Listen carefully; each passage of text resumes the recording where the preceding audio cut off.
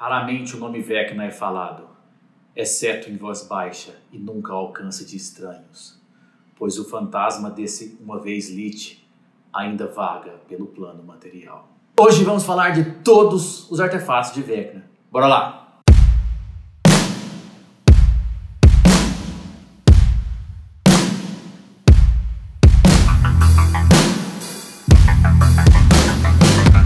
Com essa frase que eu falei no início, que começa a descrição do olho e da mão de Vecna durante várias edições do Dungeons & Dragons. Por que eu tô falando do Vecna hoje? Porque ele só ficou cada vez mais famoso. Já foi no seriado lá do Critical Role, Vox Machina. Inclusive, vou falar uma informação aqui. Quem não quiser, tá aparecendo aí embaixo no vídeo para a hora que você tem que pular, para você não pegar spoiler. Bem, no Critical Role, lá no Vox Machina, eles brigam com... O vilão final vai ser o Vecna, né? Lógico, lá na aventura Vox Machina, eles brigaram com a Delilah e o Silas Briarwood. E a Delilah estava tentando, lá no Ziggurat, lá tentando fazer voltar à vida o Whispered One, né? Lá eles usam esse nome, lá em Exandria, o mundo do Critical Role, eles usam o Whispered One, que é o Vecna, né? Que é um dos nomes do Vecna. Ele está tentando voltar lá, fazendo um paralelo, né? Lá na campanha, que eu assisti todos os episódios da primeira campanha, o Vecna aparece, eles brigam com o Vecna no final, e no final o personagem do Joe Manganiello, não sei como é que fala o nome dele, é o dragão, meio dragão, Dragonborn, né? Arkan the Cruel. Ele, no final, a hora que eles vencem o Vecna não tinha conseguido a mão dele na história do Critical Role lá. Ele pega o machado dele, engana todo mundo do Vox Machina e rouba a mão do Vecna, coloca nele mesmo e teleporta em nome de Tiamat, porque ele vai tentar liberar Tiamat do primeiro círculo do inferno lá que tem no mundo do Dungeons & Dragons, os vários andares do inferno, né? Além disso, o Vecna também ficou famoso por causa do que passou semana passada, sexta-feira, o último episódio de Stranger Things, né? A quarta temporada de Stranger Things trouxe o vilão Vecna, que parece que vai ser também o vilão da quinta temporada e que estourou todo mundo lá e não sei mais o que, né? Beleza. Sabendo disso, a gente vai falar hoje, como eu falei, toda sexta a gente vai falar de itens mágicos e tudo mais de Dungeons & Dragons e vamos começar falando dos artefatos. E pra gente falar dos artefatos de Vecna, a gente tem que falar também o que é um artefato, né? O que é um artefato? O artefato nada mais é que um item único, muito poderoso e que tem uma grande história, um grande mito por trás desse item. Ele pode ter sido feito para salvar toda a humanidade, ele pode ter sido usado por Deus, ele pode ter sido criado por deuses, né? Então, os artefatos são itens únicos, extremamente poderosos e que todo mestre tem que tomar muito cuidado quando vai colocar numa campanha. Muitas campanhas, na verdade, são feitas em torno de um artefato só, né? Da busca por aquele artefato ou de impedir que alguém chegue naquele artefato, né? Então, muitas histórias de Dungeons & Dragons, de RPG, de mesa, né? Tem como plano de fundo um artefato super poderoso, ou até mais de um artefato, né? No caso do Vecna, ele tem 3 artefatos que permeiam a história dele, que é a mão do Vecna, o olho de Vecna e a espada de Kaz. E esses itens saíram de algum lugar, né? Eles tiveram inspiração em algum lugar. E certa vez, numa entrevista, o Gary Gygax, que foi um dos criadores, o grande criador do Dungeons & Dragons, contou que o Brian Bloom, que era um sócio dele, que foi o criador do Vecna. Então o Brian Bloom fez uma homenagem ao Jack Vance, que é um escritor de fantasia, e fez o nome Vecna. O Vecna vem de Vence, um anagrama de Vence. Aí, a partir daí temos o nome Vecna e o ser Vecna, né? Além disso, como o Bloom criou o Vecna, consequentemente ele criou o olho e a mão de Vecna. E esses itens foram inspirados, segundo o Gary Gygax na entrevista, nas Crônicas de Corun, de Michael Moorcock. O nome do protagonista dessa história de Corun é Corun Yalen Irsay. Eu não sei como pronuncia, mas é assim, mais ou menos assim. E esse personagem, ele é o protagonista da história. E ele é de uma raça lá, eu não lembro como é o nome da raça, Vadgar, acho que é o nome assim, o nome da raça. O castelo dele é invadido, morre um monte de gente, morre praticamente, na verdade morre todo mundo lá, só não morre ele. Ele consegue fugir e se arma e volta no castelo para se vingar dessas pessoas. No meio dessa bagunça toda, ele mata um monte de gente, mas acaba sendo capturado e torturado. E no meio dessa tortura, ele perde a mão esquerda e o olho direito. Aí acontece um monte de coisa lá, ele consegue fugir, ele vai atrás de um mago muito louco lá, chamado Shu, que ele é praticamente imortal e também louco, que vive numa ilha. E esse mago acaba ajudando, ele rapta a mulher dele lá, que ele vai ser futuramente a mulher dele, e acaba entregando pro Corun um artefato que é o olho de Rin, que é um deus que tem lá no mundo deles, das histórias do multiverso lá do Michael Moorcock. E este olho de Rin é capaz de ver o submundo escuro, o limbo, uma espécie de limbo, ou os infernos infinitos. Ele consegue ver isso com esse olho. Inclusive, esse olho fica vendo isso o tempo inteiro. Ele até tapa com um tapa-olho. O olho é um negócio meio verde. Tá aparecendo aí na tela o Corun com o olho de Green e a mão de Ku, que é o outro artefato que eu vou falar. Então, o outro artefato que ele ganha, que tá aí, é a mão de Ku, que é também a mão de um deus, que é a mão esquerda de um deus. E ela é muito poderosa, muito forte. Ela consegue esmagar um crânio com facilidade de um homem. E além disso, se estiver usando a mão e o olho ao mesmo tempo, ele é capaz, o Corun, de pegar as criaturas que estão no limbo, que estão nos infernos infinitos, e summonar como soldados para ele, como criaturas que vão lutar ao lado dele, certo? A inspiração é bem clara, né? Inclusive até o olho e a mão são as mesmas que tem a mão e o olho do Vecna. Inclusive, quando usam os dois ao mesmo tempo, você ganha poderes extras, né? Praticamente a inspiração certinha para o olho e a mão de Vecna. Já a espada de casa apareceu no Eldritch Wizard, que é um suplemento do D&D primeira edição. Foi o primeiro lugar que ela apareceu. E eu não encontrei muita coisa que fala sobre as inspirações da espada, quem criou a espada, mas como quem fez o livro do Eldritch Wizard foi o Gary Gygax e o Brian Bloom, provavelmente foi os dois trabalhando junto ali, né? Um ajudou o outro para criar toda a história do Vecna, provavelmente ajudaram a outro ali. Mas, como todo artefato, eles com certeza se basearam, por exemplo, num anel, né, do Senhor dos Anéis. Todo artefato tem uma espécie de consciência, ele tem vontades, ele faz o próprio caminho, né? Assim como um anel vai tentando voltar para o seu senhor, o Senhor de Mordor, né?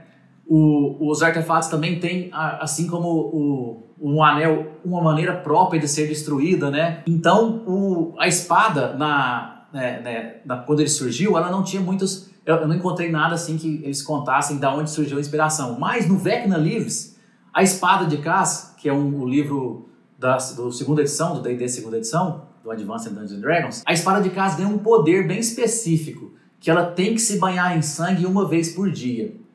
E para mim, isso eu não encontrei em lugar nenhum, foi uma coisa que eu pensei, essa característica vem das espadas de Muramasa. Muramasa era um ferreiro japonês, ele faz a escola de Muramasa, ele fica famoso lá no Tokugawa e tudo mais, porém no folclore japonês e na cultura japonesa, as espadas de Muramasa têm uma aura de maldição, elas são consideradas espadas perversas, porque, segundo alguns historiadores, o Muramasa era um cara muito habilidoso, um gênio, porém ele era muito violento e muito intenso com a sua forma de fazer a espada. E, de certa forma, essa intensidade, essa violência toda do Muramasa passava para a espada e a espada ficava amaldiçoada. Assim, as pessoas, quando sacavam a espada de Muramasa, elas tinham uma necessidade de matar alguém, de ferir alguém, de trazer sangue para a espada. Da mesma forma que acontece lá com a espada de Kaz no Vecna Livros, né? E essa característica acaba passando para outras edições de Dungeons & Dragons, inclusive a quinta edição, que é a mais jogada, que é a jogada hoje em dia, né? Vamos falar agora da origem dos artefatos de Vecna, né? E da espada de Kaz. A origem de todos esses itens estão meio que todos intrincados um com o outro. O Kaz era um general do Vecna. O Vecna era a gente depois pode até fazer um vídeo sobre o Vecna, se vocês quiserem. Mas, resumindo aqui, a história do Vecna. O Vecna estava lá de boa na cidade dele e tal, não lembro o nome da cidade dele. Só que a mãe dele era uma bruxa, a mãe dele começa a ensinar bruxaria para ele. O pessoal fica grilado lá da cidade, mata a mãe do Vecna. O Vecna fica puto, sai da cidade e vai tentar aprender magia. As lendas contam que ele aprendeu a magia com a própria manifestação da magia de Greyhawk, né, que é onde o universo que o Vecna está, que é a serpente, a manifestação da magia da serpente. E ele vai ficar muito poderoso, só que ele começa a perceber que ele está morrendo, o tempo está passando e ele está morrendo, ele não consegue vencer o tempo. E é aí que nas edições mais novas, ele faz um acordo com o Orcus, que é um príncipe demônio lá, e consegue descobre um ritual de se transformar num Lich, né? Um ritual muito perverso, que ninguém, de certa forma, sabe como é que faz o ritual, mas tem vários livros que contam várias maneiras de fazer o ritual. O Vecna fica super poderoso, volta lá para a cidade dele, não sei o que, começa a dominar todo mundo, de Greyhawk, o pau quebrando, não sei o que, e ele tem um general muito poderoso, que é o Kaz. O Kaz era um lutador feroz, ele tinha a sede da batalha, ele era bom no combate, ele ia pra frente, ele queria sempre ser o melhor combatente, ele tinha isso dentro dele e não parava. Algumas versões falam, quando ele já está dono do próprio domínio e tudo mais, fala que ele tem uma espécie de honra com o seu inimigo, só que isso mais pra frente, depois que ele já virou vampiro e tudo mais. Eu vou contar essa parte daqui a pouco. Ele vira um vampiro, ou ele é um vampiro. Bem, isso aí também é um mistério. Mas ele tem uma espécie de honra com o inimigo dele, mas é uma honra meio que vamos dizer assim, que ele entende como honra. O que ele acha que é honra, tá? Então ele tem uma batalha de equilíbrio. Quando ele vai fazer um combate, um duelo, ele tem esse... Mas isso só depois que ele vira vampiro. Mas bem, voltando aqui, tô fugindo do assunto. O Cass ganha do Vecna uma espada, a espada de Cass, porque ele queria que o Cass fosse o seu braço direito, o seu poderoso e incrível general braço direito que ajudaria ele a comandar todo o império que ele estava construindo. Mas é aí que acontece um problema. O Vecna mandou muito bem na hora de fazer a magia. Ele fez muito foda, ele é muito foda, ele é muito poderoso. Ele é um mago que treinou com a própria magia, segundo diz os mitos. Segundo as lendas também, isso aí, né? Tudo são as lendas que tem em torno das histórias dos dois, durante todas as edições, que parte da consciência do Vecna fica presa na espada. E essa espada, à medida que o Cass vai ficando mais forte, vai começando a falar nos sonhos do Cass que ele deve parar de seguir o Vecna e ser ele o poderoso, ir lá e destruir o Vecna e ele ser o cara que vai mandar em todo mundo. E uma hora o Cass já está muito seduzido pela espada, ele vai e briga com o Vecna. Aí temos um problema. Inclusive, eu tinha falado do negócio do vampiro, né? Vou falar agora. Eles têm um combate. Na primeira edição, que é quando as armas aparecem, simplesmente fala que depois do combate, da destruição da torre empodrecida, da torre podre do Vecna, tinha um nome na Rotting Tower, simplesmente o que sobra depois do combate é a espada, a mão esquerda e o olho direito de Vecna. Na minha cabeça, os dois brigaram, quebraram o pau, o Cass dá uma espadada no Vecna, poderosa, o Vecna, quando tá morrendo, também destrói o Cass, e aí fica por isso mesmo. A espada, eles não conseguiram se destruir completamente. Inclusive, o Cass fica vagando pelos planos lá e tudo mais, e é nessa hora, no plano negativo lá, que ele começa a virar um vampiro, segundo uma das lendas. Em outras edições, em revistas antigas lá, do Dungeons & Dragons, primeira edição, segunda edição, o Cass poderia ter sido um vampiro antes, que o Vecna que fez ele virar um vampiro. Então, não dá pra saber aí, mas a última coisa que tem é que durante as viagens dele no plano negativo, ele vira um vampiro e vai lá para naquele universo de Ravenloft, controla Tovag, o Vecna controla Cavitius, se eu não me engano, Cavitus, eu não sei direitinho a pronúncia, e os dois ficam brigando uma guerra sem fim lá e pau quebrado. Então depois desse combate dos dois, fica tendo a espada e a mão esquerda do Vecna e o olho direito do Vecna. Essa é a origem dos artefatos de Vecna. Sabendo a origem dos artefatos, vamos dizer como que você destrói o olho e a espada e tudo mais. Como eu falei, os artefatos têm uma maneira correta de destruir.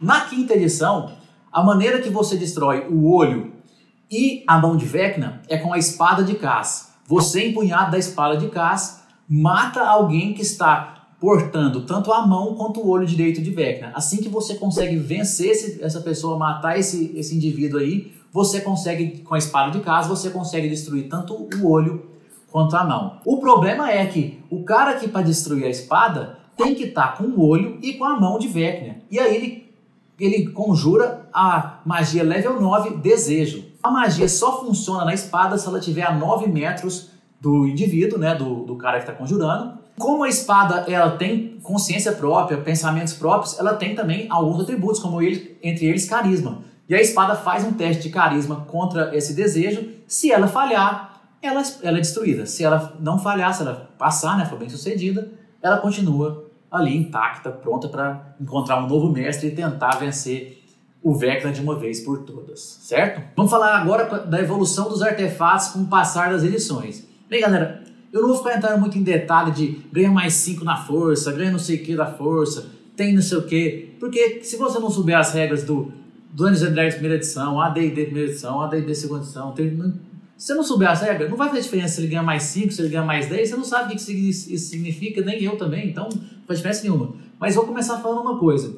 Lá quando eles criaram os artefatos, com maneira de você usar artefatos nas aventuras de RPG, lá no Eldritch Wizardly, que apareceu lá nesse suplemento do Dungeons & Dragons primeira edição, eles criaram umas tabelas de poderes extras que, além daqueles que eles já descreviam no item, você ganharia de acordo com o mestre. O mestre escolhia, por exemplo, no Eldritch Wizard falava lá, tabela 1A, você ganha o poder da tabela 1A, o poder da tabela 2B, o poder da tabela 3D, o poder da tabela 4S. E aí você vai nessas tabelas, na tabela 1, 2, 3, 4, são algarismo romano, e vai nessa letra e vai estar o poder extra que você ganha, tá? E essas tabelas não eram só poderes legais, não eram só coisas que deixavam você mais forte, não. Eram coisas que também deixavam você mais fraco. Eram poderes que iam te consumindo, como por exemplo, toda vez que você soltasse uma magia, você perdia um ponto de vida permanentemente. Ou você ganhava a habilidade de soltar uma bola de fogo de 20 dados. Então, assim, os poderes são bem diversos, tanto os poderes quanto as fraquezas são bem diversas. E essa característica se manteve até no 5ª edição, tá? Eu acho que só no 4ª edição, se eu não estou enganado, essa característica não era tão específica, porque no 4ª edição o artefato tinha com você uma certa ligação, como se fosse um link, né? E esse link ia crescendo de acordo com as coisas que iam acontecendo, se você ia cumprindo o destino do artefato ou não. Lembrando que os artefatos, todas essas características que eu acabei de falar, são todas características que o mestre que controlava ali para você, tá? Porque ele vai apresentar situações para você e ele vai te dar, no caso dos poderes malignos ou não, ou benignos, quem vai dar os poderes era o mestre para você, certo? Então lá no Eldritch Wizard, lá, né, a primeira edição do Dungeons & Dragons, a espada de Cass era uma espada com um líquido metálico dentro dela, ela tinha uma aparência meio acinzentada, ela era uma short sword, ela começa como uma short sword, e a mão e o olho de Vecna eram como se tivessem sido queimados, esses itens. Quando você achasse ele, seria como se fosse uma mão mumificada, pertencida a um lich muito tempo esquecido, tá? A espada nessa versão, ela já era sentiente, né? Então, ela já tinha a consciência dela desde o começo, desde a criação ela sempre foi assim. Já a mão do Vecna, quando você colocava ela, você poderia tirar ela na hora que você quisesse. Porém, assim que você colocava a mão, assim que você colocava pela primeira vez, você já se transformava num ser mau. Ponto final, você é mau. Ah, eu sou o paladino da justiça, super bom. Beleza, ficou mal. Além disso, se você colocasse a mão e soltasse qualquer poder primordial da mão, você tinha 10% de chance de nunca mais conseguir tirar essa mão. Então, na hora que você fosse tentar tirar, você ia jogar a porcentagem lá, se desse esses 10% aí, você não conseguia mais tirar essa mão. E a cada vez que você usava um poder primário, você ia tendo 10% de chance a mais de nunca mais tirar essa mão. Já o olho, uma vez que você colocou o olho, não tem como tirar mais, você vira um ser caótico, você consegue 3 poderes secundários, e quando você usa o seu poder primário, você sofre um problema daquelas tabelas que eu falei, certo? Então você vai lá na tabela e vai cair algum problema para você. Ou seja, desde o começo, quando os itens do Vecna foi criado, eles sempre tiveram um revés muito grande quando você usava os poderes dele ou quando você está usando o item em si. Então, isso é uma característica que vai perdurar por todas as edições esses artefatos do Vecna, né? Já a espada, ela foi se moldando mais para também ter esse problema com o passar do tempo, né? Inclusive, né, eu falei que da espada foi rapidinho e ela não teve nenhum problema. Bem, a gente chega na Advanced Dungeons & Dragons primeira edição. Aqui, eles têm aquela tabela fica mais específica. E o que acontece? Você tem a tabela de poderes benignos maiores e menores e a tabela de poderes malévolos maiores e menores. Uma ajuda a outra. Aí alguns itens têm. Se você gasta um poder benigno maior, você tem que ser afetado por um poder maligno menor. Tem todas essas explicações em cada item.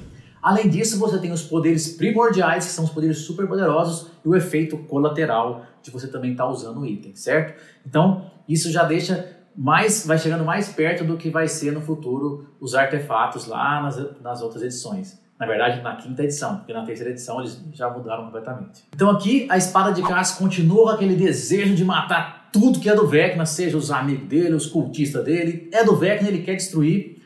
Além disso, ela continua sendo uma short sword, né, uma espada curta, e ela tem aquele acinzentado ainda fosco dela e tudo mais, muito afiada e cheia de propriedade mágica, tá? Ela foi uma das primeiras espadas, se não for a primeira, que teve o famoso +6, né, que é um bônus muito poderoso para os itens. Até aquele momento as espadas só tinham até +5, as espadas mágicas, então ela é muito poderosa por causa disso. E obviamente ela também tem os poderes das tabelas que eu disse no começo. Já a mão do Vecna, aqui já começa a ficar também muito poderosa, ela já começa a ter um problema que ela vai se transformar em Neutral Wilva igual a outra fazia, você não pode tirá-la mais, tá? Antes podia, agora não pode tirar. A mão, ela é muito podre, antiga e como se tivesse sido mumificada. O olho é como se fosse uma pedra de ágate, mas quando você coloca no lugar certo, ele brilhava de uma forma intensa, como se fosse uma criatura feral, né? O olho você tirou, você morreu. Então se você tirar o olho do cara, depois que ele colocou o olho, ele tá morto, não tem jeito. Vai para tirar o olho, morre. Assim que você coloca o olho, você vira neutro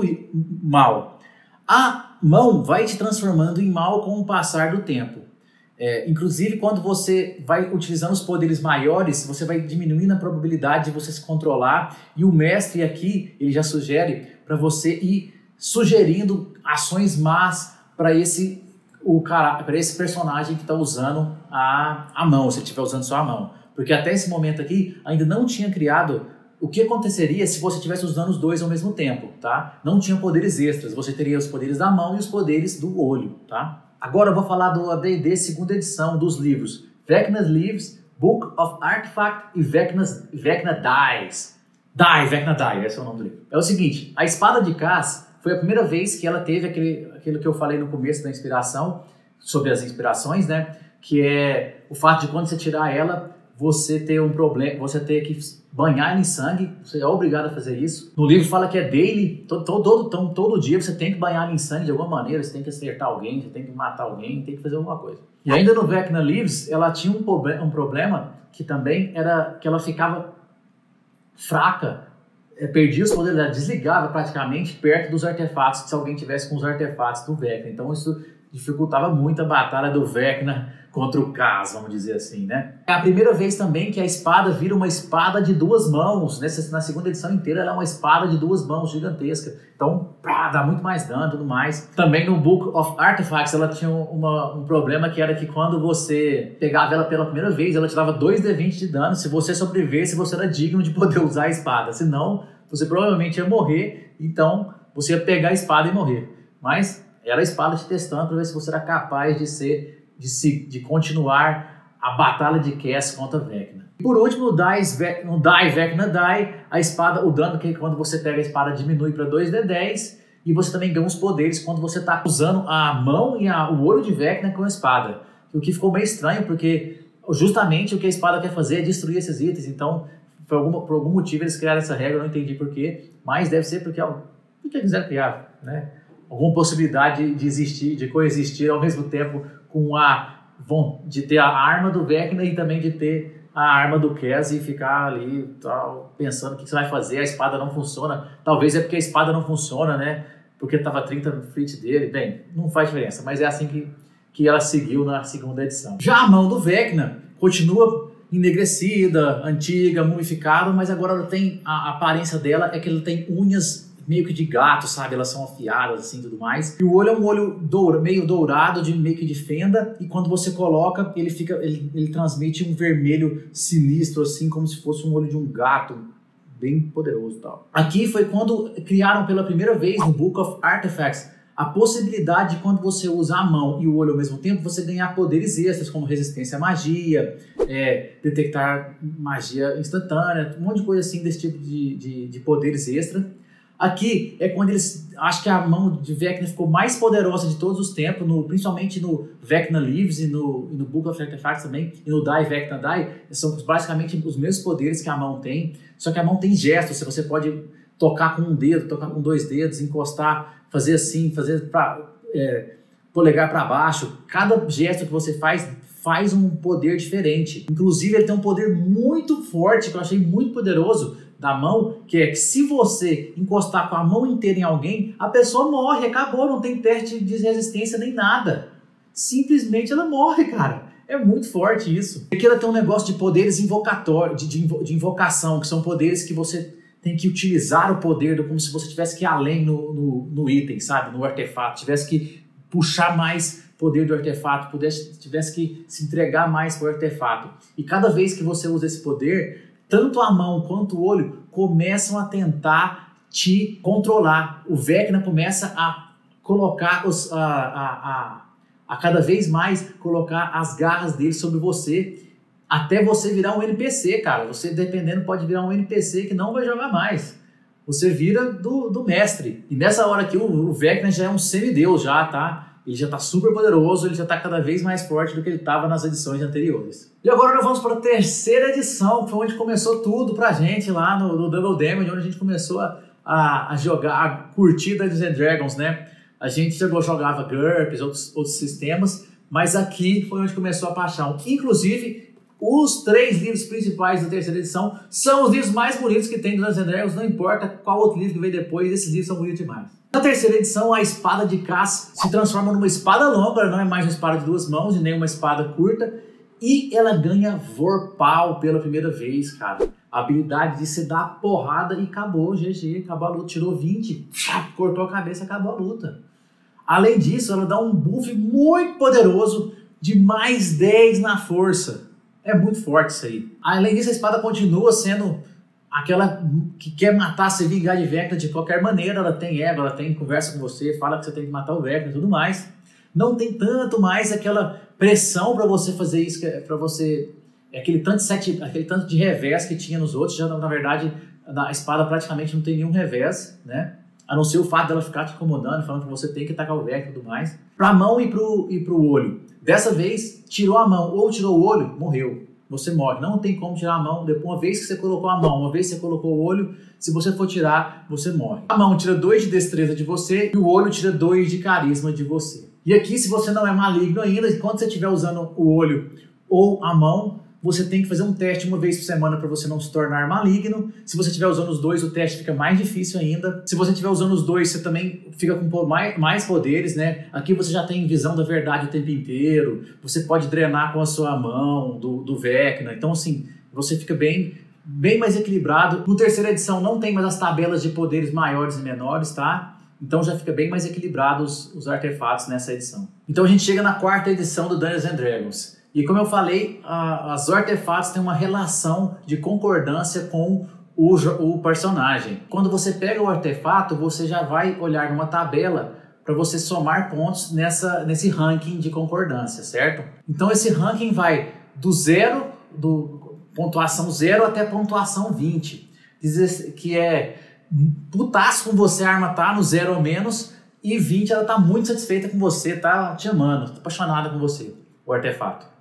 E à medida que você vai subindo nesses tiers, né, que tem de rankings, que tem vários tiers, tem o tier de, igual eu falei, te amando, satisfeito, normal, insatisfeito e até o putaço. Cada tier tem poderes e peculiaridades que você tem que seguir. Por exemplo, a mão do Vecna, se ela tiver putaça com você, a qualquer momento ela pode largar um item que está na mão dela. No turno, a qualquer momento no turno ela pode fazer isso. E fica a carga do mestre, tá? Então, elas vão ter essas habilidades. Na tabela de cada artefato tem o que faz ela aumentar ou não o ranking com você. Então, você tem que estar seguindo o que cada artefato deseja, almeja. Cada artefato tem um objetivo que ele tem que cumprir. Tem um sentido que ele tem de existir. E cada vez que você vai mais perto desse objetivo, desse sentido, você vai ficando cada vez mais em concordância com o item e vai ganhando cada vez mais poderes com o item, com o artefato. A espada de Cass volta a ser uma espada curta nessa edição. Não sei porquê, mas tudo bem. E os objetivos dela são: você tem que trair um amigo seu. Você tem que destruir tudo que é do Vecna, como sempre. Você tem que destruir todas as confianças, todos os segredos têm que ser revelados e tudo mais. Então, eu não gosto muito do 4ª edição, né? Mas tá aí. Eu acho algumas coisas legais do 4ª edição, tipo esses rankings, é até legal que você vai ganhando os poderes, fica bem estabelecido, só que você fica muito travado, né? Não tem como você sair muito disso. Mas, beleza. É uma maneira de criar os itens, né? E fazer, de certa forma, aquelas tabelas que eu disse no começo, lá das primeiras edições, que tinha de poderes benéficos e malévolos, tá? Então, se você estiver insatisfeito com o item, ele vai fazer coisas ruins com você. A mão e o olho do Vecna, nesse caso aqui, o olho do Vecna é um olho meio vermelho, mas que pulsante, sabe? Que parece que tá vivo, mas ele ainda tem aquele ar de frieza, de sombrio ainda, de qualquer forma. E a mão continua sendo aquela mão mumificada, podre e tudo mais do Vecna, certo? Aqui, o objetivo da mão e do olho do Vecna, os dois têm o objetivo de se reunirem em um personagem só. E esse personagem, preferencialmente, é um personagem arcano. Ele quer alguém que saiba conjurar magias. Inclusive, se você pega a mão ou o olho e coloca em você e você sabe conjurar magias, você já ganha pontos no ranking com esses artefatos. Então eles continuam querendo espalhar a palavra do Vecna de qualquer maneira. Elas querem saber os segredos das outras pessoas e usar esses segredos contra elas. E elas querem encontrar um ser arcano muito poderoso. Se você vai fazendo cada vez mais coisas que desagradam o artefato, até o ranking seu ficar negativo, 0 negativo, você fica no estágio de moving on. O que acontece? O moving on, o artefato se larga de você de alguma maneira. A espada do Cass, por exemplo, ela cai da sua mão numa hora oportuna para o inimigo pegar e usá-la contra você. Já o olho ou a mão, elas te matam, te consomem, simplesmente você morre. Tanto o olho quanto a mão voltam para o Deus Vecna, agora já é um Deus. Ele absorve todos os segredos e tudo que você viu na sua vida, como se fosse dele, e depois ele devolve os artefatos de volta para o mundo, para ele poder saber cada vez mais segredos e cada vez mais coisas das outras pessoas. E agora, finalmente, chegamos na 5ª edição, finalmente, esse cara que inclusive é um discípulo do Vecna, é o Acererak, acho que é esse o nome dele. Então, na 5ª edição, a gente volta com as tabelas de benefícios e prejuízos, tanto os maiores quanto menores. Então isso dá uma nova gama de possibilidades de interpretação e poderes para os artefatos. Por exemplo, um benefício menor é que você fica imune a doenças, e um benefício maior seria que você ganha mais 2 em um atributo, podendo atingir no máximo 24, mas quem escolhe esse atributo é o mestre. Já nos prejuízos menores, um exemplo é você ter desvantagem em todos os testes de resistência contra magias, e um prejuízo maior é que você não consegue falar mais. Sabendo disso, a espada de Cass volta a ser uma espada long sword, que ela tinha virado uma short sword, uma espada curta na 4ª edição, ela volta a ser uma espada longa na 5ª edição. Além disso, ela tem um benefício maior, um benefício menor, um prejuízo menor e um prejuízo maior. Então você vai escolher randomicamente, aqui na tabela tem os valores de porcentagem para cada um das situações que você pode ter. Então você joga isso aí, você joga com o seu mestre decide. Ele pode inclusive falar que esses benefícios mudam com o dia. Bem, a regra básica de todo Dungeons & Dragons, é apenas uma guia aqui para você seguir. Mas se você quiser inventar em cima, você pode. Aqui a espada fica com aquela maldição de quando você sacar ela no próximo minuto, você tem que banhar ela em sangue. Aqui você faz um teste de carisma CD 15, se você passar, você toma 3d6 de dano psíquico, tá tudo beleza, não precisa matar ninguém, não precisa cortar ninguém. Mas se você não passar, a espada te controla, assim como a magia Dominate Monster, e você só volta a ter o seu controle do seu corpo de novo quando você executa o que a espada te pediu. Como eu disse, a espada de Cass é uma longsword, ela é mais 3, ela dá crítico 19 e 20, e ela dá mais 2d10 de dano de cortante em undead. A espada de Cass obrigatoriamente você tem que sintonizar ela, e uma das habilidades dela é o espírito de Cass. Você ganha mais 1d10 na sua iniciativa, e além disso você pode tirar aqueles mais 3, você pode tirar do ataque e passar para armadura. Isso é uma habilidade de defesa da espada que tem praticamente em todas as edições anteriores. Eu não comentei para deixar para comentar agora, quando eu fosse falar dos atributos da espada mesmo na 5ª edição. Então essa habilidade de proteger, ela é uma habilidade que a espada teve em várias das edições, só não me engano, acho que só na 3ª que ela não teve, e te ajuda a se defender quando precisar, né? Mas essa espada aqui, um D10 a mais iniciativa, dando ataque pra caralho, acho que não vai precisar se defender não. A espada de Cass também ganha as magias, da mesma forma que ela ganhou na 3ª edição, e que são relâmpago, palavra divina e Finger of Death. Todas são os DC 18, aí respectivo para cada teste que pedir da magia. Uma vez que você soltou essa magia, você não solta ela de novo até você completar um descanso longo. A espada é senciente, ela é caótica e má, ela tem inteligência 15, sabedoria 13, carisma 16, ela tem Dark Vision em 120 feet, ela fala comum e entende comum, lê comum, e ainda ela comunica telepaticamente com o seu usuário. E como eu falei, ela tem um propósito, ela tem uma personalidade que é destruir tudo que tem a ver com o Vecna. Ela quer acabar com o Vecna, os cultistas do Vecna, a estátua do Vecna. Ela quer destruir o Vecna de qualquer maneira. Não tem como você evitar isso. E essa fixação de destruir o Vecna vai eventualmente passando para quem está usando a espada. Essa pessoa que usa a espada, ela também vai se transformando nessa força contra o Vecna, da mesma forma que o Cass se transformou uma vez. A mão e o olho do Vecna, na 5ª edição, também tem aquela propriedade de que se uma vez que você colocou elas no seu corpo, se você tirar, você morre, qualquer um deles. O olho, ele é dourado, com aquela pupila em vertical, que nem fosse um gato, tem aquele brilho sombrio da mesma forma. A mão continua sendo aquela mão mumificada, podre, como sempre foi em todas as edições. Tanto a mão quanto o olho possuem cada um prejuízo menor, um benefício menor e um benefício maior. Se você sintonizar para qualquer um dos itens, você se transforma em neutro mal e você tem as seguintes habilidades com o olho. Você tem True Sight, permanentemente, toda hora você está com True Sight. Você pode ativar o olho para ver com visão de raio-x, assim como o item Anel de Visão de Raio-x.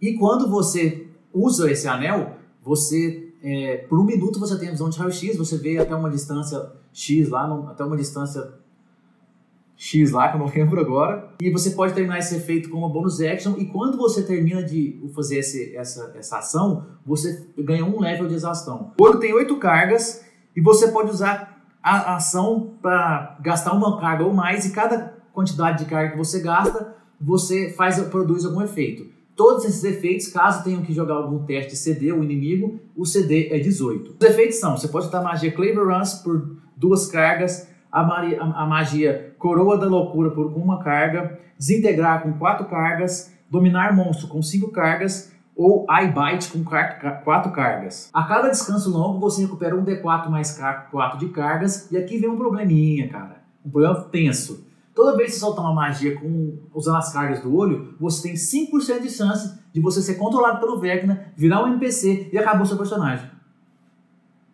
Fazer o quê? É difícil. A vida é difícil de usar artefatos malignos. As propriedades da mão são o seguinte: se você sintonizar a mão, você fica neutro mal.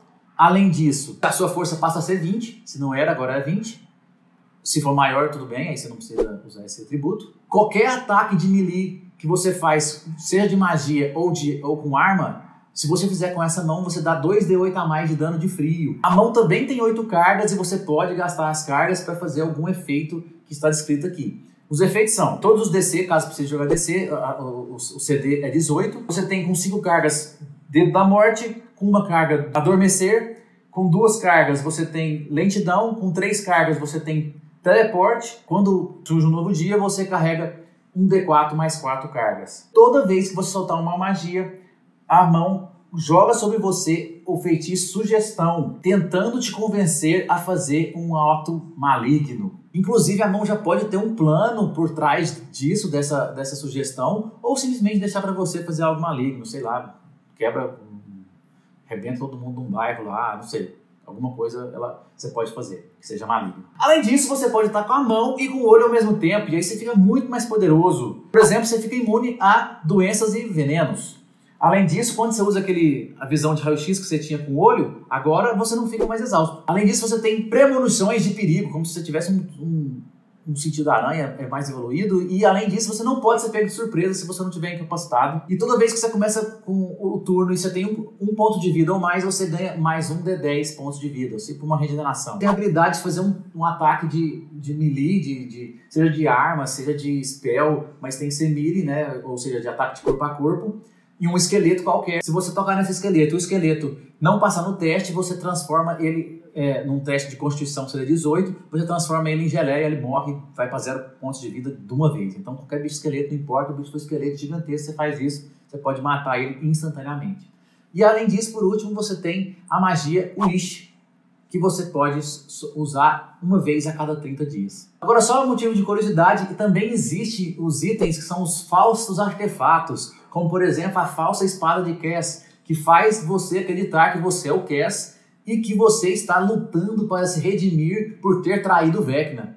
Inclusive no Vecna Lives, o Vecna tem um Death Knight, né, um cavaleiro da morte, que age como se fosse o Cass, e você acredita que ele é o Cass. Durante a história você está achando que ele é o Cass, mas no final você descobre que ele não passa de ser um falso Cass, na verdade, e que está carregando uma falsa espada de Cass. Também tem os artefatos falsos do Vecna, como por exemplo, uma vez os cultistas do Vecna fizeram a cabeça do Vecna, eles tinham essa cabeça do Vecna lá, como eles, e deu um monte de problema e tudo mais. Bem, galera, esse foi um vídeo gigantesco falando de tudo que eu consegui falar sobre os artefatos do Vecna. Eu espero que vocês tenham gostado, que vocês tenham aprendido bastante, assim como eu aprendi pesquisando sobre esse vídeo. Eu sei que o vídeo saiu mais tarde que devia, mas espero que vocês tenham gostado. Também quero agradecer nossos patronos lá nos patronos de Forkland, que está aqui o link na descrição do nosso Apoia-se. Está passando aí na tela todos os patronos que apoiam a gente nos Tier 2 e 3. No nosso Apoia-se você pode conseguir várias coisas, como classes novas, mapas de combate, jogar com a gente. É só você entrar no link aí e descobrir um tanto de coisa que você pode ganhar. Me diz aí o que faltou contar dos artefatos de Vecna, o que mais você quer saber, o que faltou, o que eu devia ter contado, se eu tenho que falar de alguma outra, tem que fazer outro vídeo falando de algum detalhe que eu esqueci que era muito importante, se você quer saber do Vecna, se você quer saber do Cass, vai deixando aí nos comentários e principalmente deixa sobre qual artefato você quer que eu fale no mês que vem, que vai ser só no próximo mês sobre artefatos. No próximo vídeo eu vou falar sobre evolução de item no Dungeons & Dragons. Como adaptar a regra do Frisbane Treasure of Dragon para qualquer item que você quiser na sua aventura. Basicamente, como você fazer tiers de evolução para itens que são importantes para os seus jogadores. Muito obrigado a todo mundo que assistiu o vídeo até aqui. Espero que vocês tenham gostado. E aproveita para ver um dos vídeos que está aparecendo aí na tela e o Fantástico vive aqui. Tchau.